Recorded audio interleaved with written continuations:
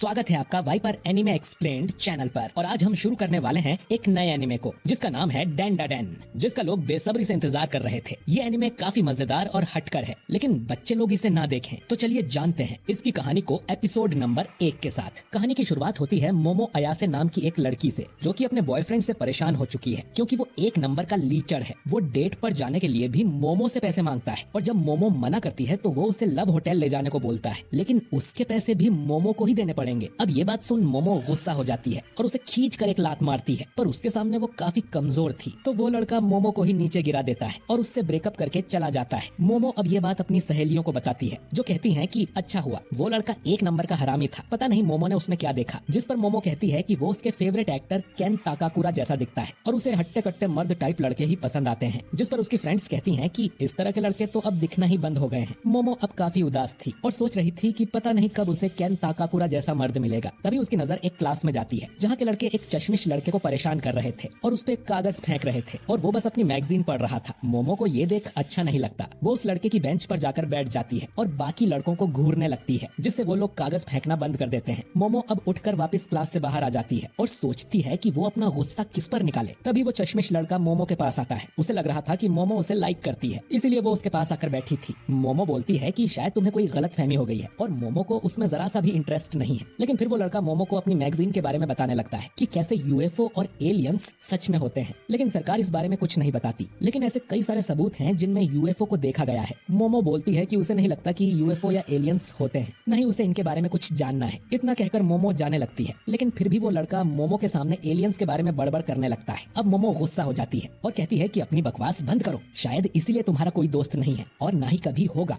ये सुन उस लड़के को बहुत बुरा लगता है और उसके हाथ से मैगजीन गिर जाती है। मोमो को तुरंत ही एहसास होता है कि शायद उसने कुछ ज्यादा ही बोल दिया। वो उसकी मैगजीन उठाते हुए उस लड़के को सॉरी बोलती है और कहती है कि उसे नहीं लगता कि एलियंस होते हैं, पर वो मानती है कि भूत सच में होते हैं। ये सुन वो लड़का हंसने लगता है कि भूत जैसी कोई चीज नहीं होती, पागल हो क्या। ये सुन मोमो उस पर बहुत भड़क जाती है। दोनों अब लड़ने लगते हैं। मोमो का कहना था कि भूत सच में होते हैं और एलियंस नहीं, वहीं उस लड़के का मानना है कि सिर्फ एलियंस ही असली होते हैं। उन्हें लड़ते हुए मोमो की फ्रेंड्स देख लेती हैं और उन्हें लगता है कि मोमो को अपना नया बॉयफ्रेंड मिल गया और उन दोनों की जोड़ी काफी अच्छी लग रही थी। मोमो अब उस लड़के को चैलेंज करती है कि वो किसी भूतिया जगह पर जाकर दिखाए और अगर उसे वहाँ भूत दिखाई देता है तो वो मोमो का नौकर बन जाएगा। जिस पर वो लड़का भी कहता है कि मोमो उसकी बताई जगह पर जाकर दिखाए और अगर उसने वहाँ एलियंस देख लिए तो मोमो को उसकी नौकर बनना होगा। दोनों को शर्त मंजूर थी। अब रात के समय मोमो नागी जनरल हॉस्पिटल पहुंच जाती है, जो कि कई सालों से बंद पड़ा था। मोमो ने उस लड़के का निकनेम ओकल्ट कुन या ओकारुन रख दिया था। ओकारुन कॉल पर मोमो को बताता है कि ये हॉस्पिटल एलियंस का अड्डा माना जाता है। अगर वो इसकी छत पर जाएगी तो एलियंस जरूर उसे किडनैप कर लेंगे और उसकी बॉडी के साथ एक्सपेरिमेंट्स करेंगे। मोमो पूछती है कि उसका आज तक किडनैप हुआ कि नहीं, जिस पर ओकारुन बोलता है कि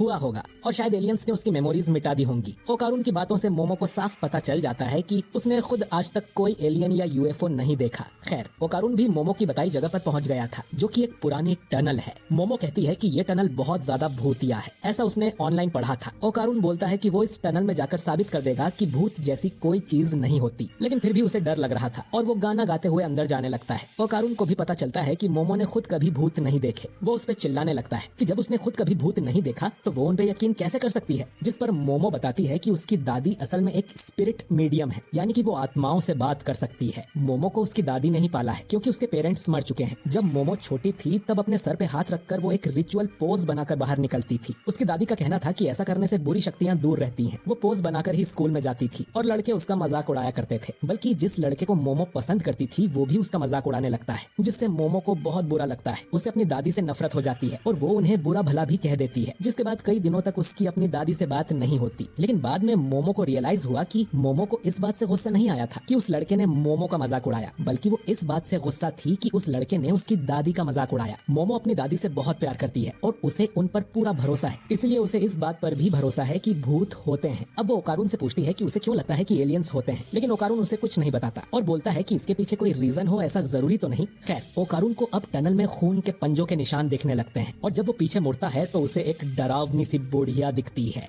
जो कि एक भूत है। अब ओकारुन तुरंत गुफा से बाहर भागने लगता है। मोमो उसकी चीखें सुन कहती है कि वो भूत जरूर टर्बो ग्रैनी होगी और ऐसा कहा जाता है कि अगर वो किसी को पकड़ ले तो वो उस पे कर्स लगा देती है। ओकारुन भागने की पूरी कोशिश करता है, लेकिन टर्बो ग्रैनी उस तक पहुंच जाती है और ओकारुन का कॉल कट हो जाता है। मोमो अब उसकी मदद के लिए यहाँ से निकलने लगती है, लेकिन उसे यहाँ 3 आदमी जैसे रोबोट खड़े मिलते हैं, जो कि असल में एलियन एलियंस थे। मोमो दूसरी तरफ भागने की कोशिश करती है, लेकिन वो लोग तुरंत ही मोमो को पकड़कर उसके कपड़े फाड़ देते हैं। मोमो को होश आता है तो उसके हाथ पैर बंधे हुए थे। एलियंस उसे बताते हैं कि वो लोग सर्पोइयंस हैं, क्योंकि वो सर्पो प्लेनेट से आए हैं। इनकी जाति में सिर्फ मेल्स ही हैं, क्योंकि ये जनसंख्या बढ़ाने के लिए क्लोन टेक्नोलॉजी का यूज करते हैं। ये भी इंसानों की तरह रिप्रोड्यूस करना चाहते हैं, इसीलिए ये इंसानों के ऑर्गन्स यानी बनाना चुराने यहाँ पर आए हैं। अब ये मोमो के साथ इंटरकोर्स करेंगे और फिर रिसर्च के लिए उसके ऑर्गन्स निकाल लेंगे। मोमो चिल्लाते हुए इनसे कहती है कि उसे जाने दे, लेकिन ये एलियंस अपनी साइकोकिनेसिस पावर का यूज करने लगते हैं ताकि मोमो हिप्नोटाइज हो जाए और इनकी बात माने। लेकिन मोमो दिमागी रूप से काफी मजबूत थी और उस पर इनकी पावर का ज्यादा असर नहीं होता। वो लोग अब एक्सपेरिमेंट शुरू करने वाले थे, लेकिन तभी मोमो का मोबाइल बजने लगता है। एक एलियन जब उस मोबाइल को उठाता है तो उसे जोर की लात पड़ती है और फिर उस मोबाइल में से एक भूत निकलकर बाहर आता है। ये भूत फिर उस एलियन को काट कर दूर फेंक देता है। ये भूत और कोई नहीं बल्कि ओकारून है, जिस पर टर्बो ग्रैनी का कर्स लग चुका है। ओकारून खुद को कंट्रोल नहीं कर पा रहा था और ग्रैनी उसे पजेस कर लेती है। दूसरा एलियन बोलता है कि मोबाइल में से टेलीपोर्ट होने की टेक्नोलॉजी तो अभी हमारे पास भी नहीं है, तुम जो भी हो यहाँ से चले जाओ या तो हमें अपना बनाना दे दो। एलियंस अब अपनी पावर का यूज करने लगते हैं, लेकिन ग्रैनी इतनी तेज थी कि उस पे एलियंस की शक्ति का असर ही नहीं होता और वो दूसरे एलियन को भी काट कर उसका बनाना निकाल लेती है। अब तीसरा एलियन अपने अटैक से ग्रैनी को दूर फेंक देता है और बोलता है कि उन्होंने इंसानों पर कभी हमला नहीं किया है, तो चुपचाप हमें अपना बनाना दे दो। ओकारून बोलता है कि उन्हें जो भी चाहिए वो देने को तैयार है। वो कितने टाइम से एलियंस को देखना चाहता था, क्योंकि उसके कभी कोई दोस्त नहीं बने। उसे लगता था कि कम से कम एलियंस तो उससे जरूर दोस्ती करेंगे, इसलिए वो बचपन से ही आसमान में घूरता रहता था और सोचता था कि कोई एलियन उसके पास आ जाए, लेकिन ऐसा कभी नहीं हुआ। ओकारून को हमेशा दूसरे बच्चे बुली करते हैं और किसी को उससे कोई फर्क नहीं पड़ता था कि वो जिंदा भी है या नहीं। लेकिन फिर मोमो उसकी हेल्प करने आई, इसीलिए वो मोमो को कुछ नहीं होने देगा। तो एलियंस को जो भी करना है ओकारून के साथ करे, लेकिन मोमो को जाने दे और उसके लिए वो मॉन्स्टर बनने को भी तैयार है। इतना कहकर ओकारून का कर्स फिर से उस पे हावी हो जाता है। मोमो भी चिल्लाती है कि इन्हें दिखा दो कि तुम एक असली मर्द हो। वो एलियन फिर से ओकारून पे अटैक करता है और ओकारून तुरंत ही हार मान लेता है। मोमो बोलती है कि ये तो शुरू होते ही खत्म हो गया। एलियन अब फिर से मोमो को हिप्नोटाइज करने लगता है और कहता है कि हमें मेल इंसानों से कोई मतलब नहीं है।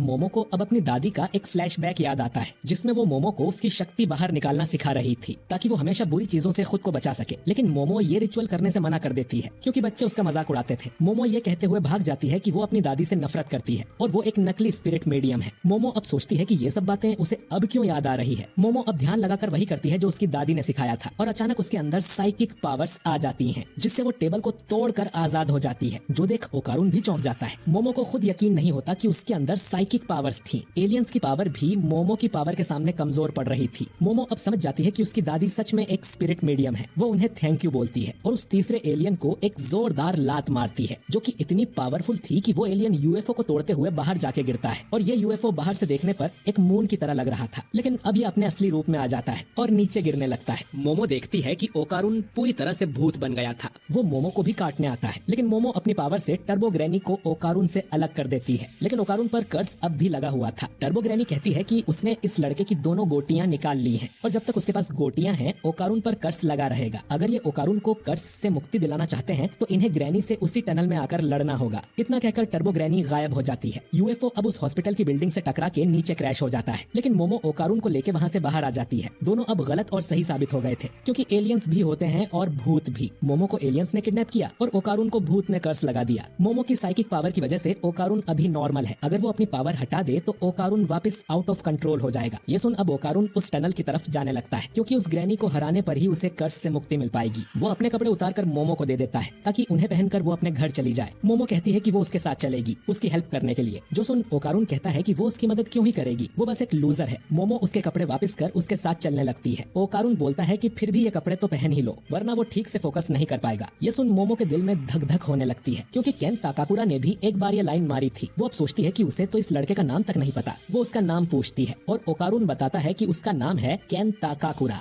जो सुन मोमो के होश उड़ जाते हैं और उसके पीछे का यूएफओ ब्लास्ट हो जाता है और ये एपिसोड नंबर 1 यहीं पर एंड हो जाता है। तो दोस्तों आपको ये एनीमे कैसा लगा कमेंट करके जरूर बताइए। मुझे तो ये एनीमे काफी इंटरेस्टिंग लग रहा है। इस एनीमे की काफी ज्यादा हाइप है। लोग इसे अगला अटैक ऑन टाइटन और जुजुत्सु काइसेन बता रहे हैं, क्योंकि इसकी कहानी इतनी ज्यादा अच्छी है। अब ये कितना सच है ये तो हमें आने वाले एपिसोड्स में ही पता चलेगा। बाकी अगर आप चाहते हैं कि मैं इस एनीमे के बाकी एपिसोड भी कवर करूं तो कमेंट बॉक्स में यस जरूर टाइप करें।